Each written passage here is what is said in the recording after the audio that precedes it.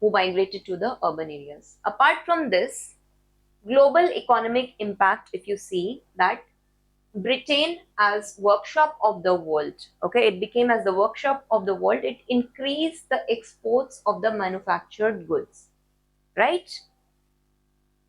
Lots of colonial extraction and markets were created. All these colonies or the new markets, they supplied the raw materials and they served the British manufacturers.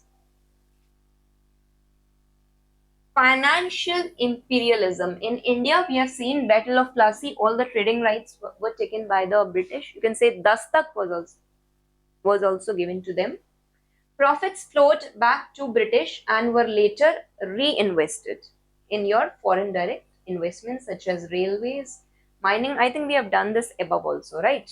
Example, Bengal's textile producers, they were undermined by the cheap machine-made British finished textiles. Okay. Now this is very important and I think UPSC in its mains 2024 has asked a question based on this. And also, if you study spectrum in modern India, okay, they have specifically kept a whole passage on this. Deindustrialization of the handloom in the colonies, or you can say deindustrialization of the handicrafts in India.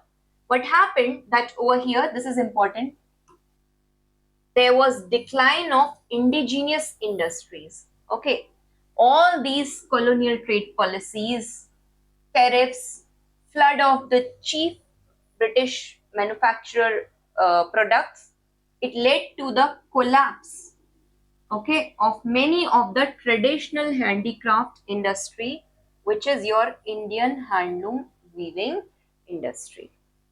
Now, rural impoverishment and migration. Now, what happened when these artisans who in India, let's compare, right? When these artisans, they lost all the profit they were gaining, what happened? They moved back to the villages or the far off hinterlands in India, and that led to ruralization in India, loss of artisan incomes, okay. It forced many into, again, agricultural laborers, or some of them, they migrated to the cities with no guarantee employment. But in Indian cities, because there was no industrialization, so there was no conception of wage earning, right? So mostly they started working as forced laborer or agricultural laborer. You can see 19th century decline of Bengal's weaver and the collapse of many Indian textile centers after the British imperialist imports had increased, and they had put huge tax burden on the products. Now, uneven long-term effects. Definitely, it's going to lead to regional inequality. Industrial regions, they prospered, and areas without the resources or infrastructure, they lagged behind. Industrial changes, right?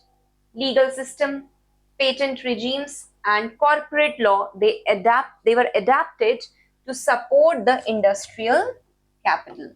Apart from this, what happened in long-term economic transition, we see that the agrarian subsistence economy, it completely transformed into industrial capitalist economy with the complex market, with your wage earners and your financial system. Economic consequences must be clear. Drain of wealth in India, you have to write this point over here. Now let's see the social impact of the industrialization.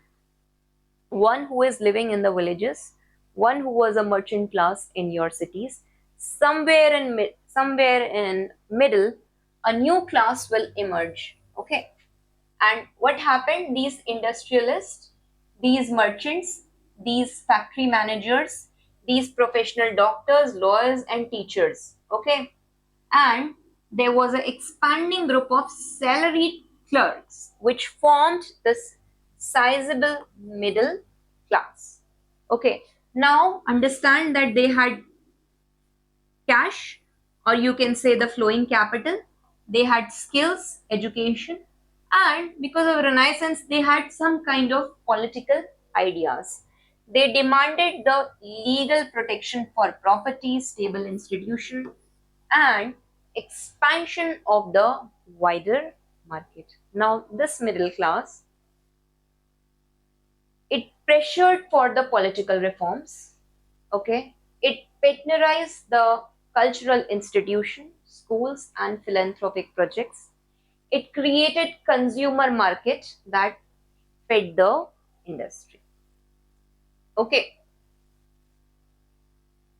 definitely, if all these people are living in the towns, then they are depending on the industrial revolution, whatever manufactured goods are being produced.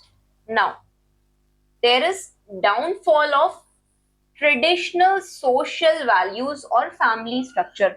Understand, when somebody is living in the villages, they are living in a joint household. Now they are coming into the cities, right? They are living in small cubicles, so they start living in a nucleated settlement, or you can say that nuclear families develop over here. The migration from villages to the factory towns, it broke the old village based reciprocal network. Okay, and the work moved from home to the factory, right? I think I need not to explain much over here. Another thing, what were the features and the effects of this? Men, now the women had also come out, men, women, and even children, all these people, they worked in different shifts, even different towns, and the extended families, they got fragmented into, I have written the word over here, nuclear urban household, right? Whole life, now it became work centered, right? It was defined by the factory time. There was loss of communal safety nets because there was, we have seen, now it's fragmented, it's without any common guilds or common grouping that is holding it together, right? So it became vulnerable, right? When there was no work, what happened? The cash even dried. So we see emergence of poverty in a very new form over here, cash poverty. So what happens? The artisans and weavers in the traditional textile towns, they lost the market share and social status to the mechanized mills.